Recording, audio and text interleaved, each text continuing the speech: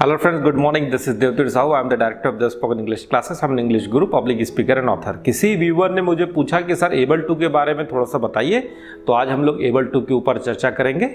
So let's start the video session. Good communication Dev classes, confident personality Dev classes, overall personality development के लिए join कीजिए Dev spoken English new civic centre Bhilai. So दोस्तों, आज हम लोग बात करने जा रहे हैं एबल टू. कई ऐसे सेंटेंस होते हैं जिसमें हम ताकत बताना चाहते हैं और उसके लिए हमारे पास ग्रामर है कैन, लेकिन उसके बावजूद भी कुछ ऐसे सेंटेंसेस होते हैं जो हम कैन से नहीं बता सकते. आपको एबल टू का प्रयोग करना होगा. जैसे कि मैं कार चला सकता हूं, I can drive a car, that's fine, लेकिन मैं कार चलाने में सक्षम हूं. वह तेज नहीं दौड़ पाती है, तुम इस काम को करने के योग्य हो, वह इस बिजनेस को संभालने के लायक है.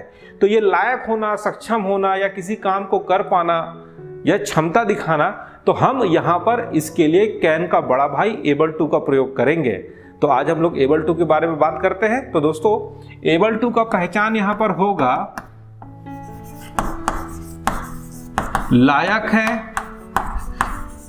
सक्षम है, पाता है, योग्य है. तो पाता है, पाती है, योग्य है, लायक है, सक्षम है, ये सब हम एबल टू के माध्यम से बताएंगे. एबल टू के लिए अपन यहां 3 केस लेते हैं, प्रेजेंट, पास्ट और फ्यूचर.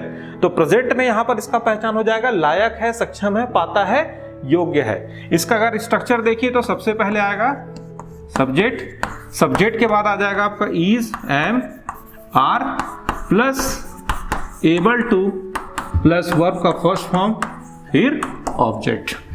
तो दोस्तों, यहां पर इज, एम, आर नामक हेल्पिंग वर्ब आ रहा है और उसके बाद हम लोग एबल टू का प्रयोग करेंगे और एबल टू के बाद आएगा आपका वर्ब का फर्स्ट फॉर्म.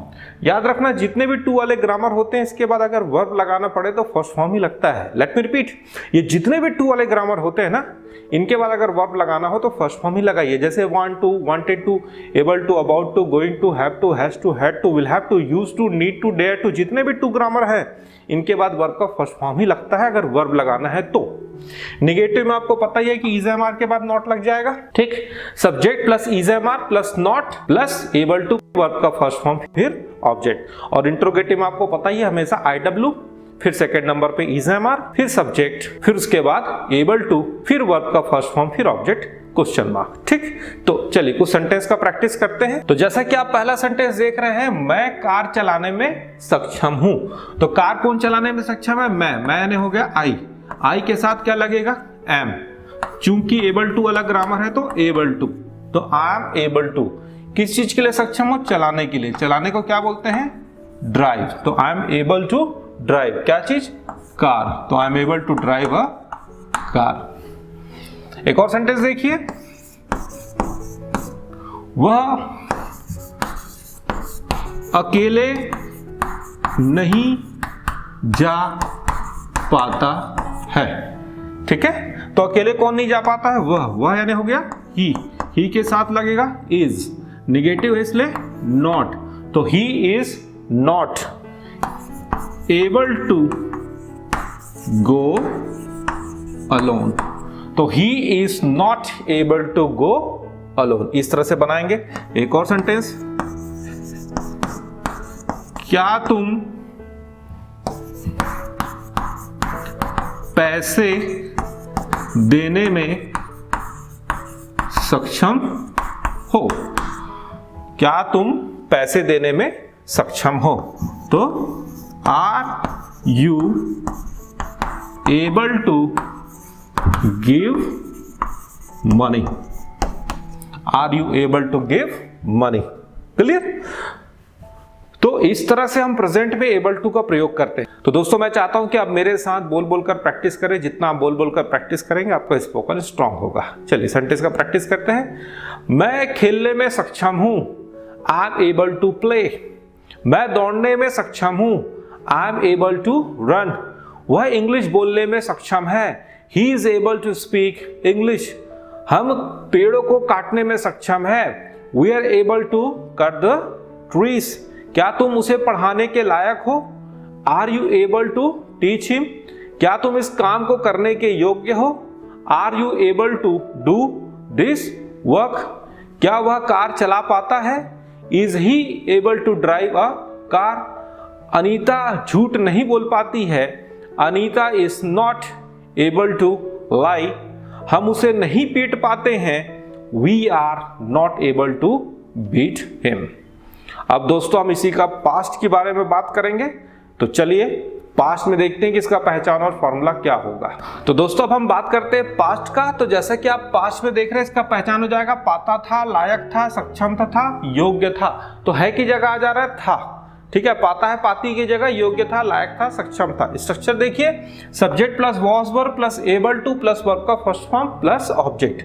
तो प्रेजेंट में आपने देखा था वॉज या वर्ब की जगह इज एम आर, तो हमने इज एम आर को हटा के अब क्या कर दिया, वॉज या वर्ब कर दिया। वही आपका एबल टू और वही वर्ब का आपका फर्स्ट फॉर्म हो जाएगा, ठीक। तो एक सेंटेंस देखिए, मैं जाने में सक्षम था। तो जाने में सक्षम कौन था? मैं यानी आई के साथ क्या लगा? वॉज, तो आई वॉज।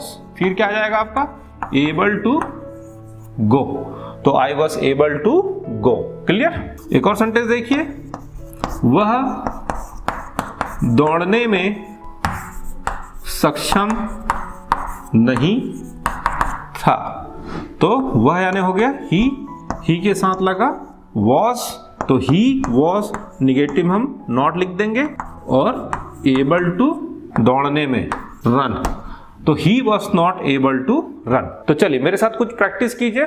हम उसे पढ़ाने में सक्षम थे, तो we were able to teach him। वह किताबें देने में सक्षम था, he was able to give books, ठीक है। वह इस काम को करने के लायक था, he was able to do this work। मैं उसे समझाने में योग्य था, I was able to explain him, ठीक है। तुम पेड़ों को काटने में सक्षम थे, you were able to cut the trees। क्या वह किताबें देने में सक्षम था, was he able to give books। क्या तुम बच्चों को पढ़ाने में योग्य थे, तो were you able to teach the children। तो दोस्तों अब हम फ्यूचर के बारे में बात करेंगे, कोई ऐसा काम जिसको हम भविष्य में, जिसमें हमारी क्षमता या सक्षमता की बात होगी, हम फ्यूचर एबल टू से बताएंगे, और इसका पहचान हो जाएगा पाऊंगा, सकूंगा, पाओगे, सकोगे, ठीक है ना।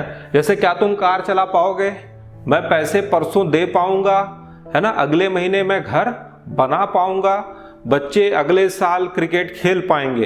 तो आने वाले समय में हमारे अंदर वो क्षमता या सक्षमता होगी। एबल टू का केस है फ्यूचर का, ठीक।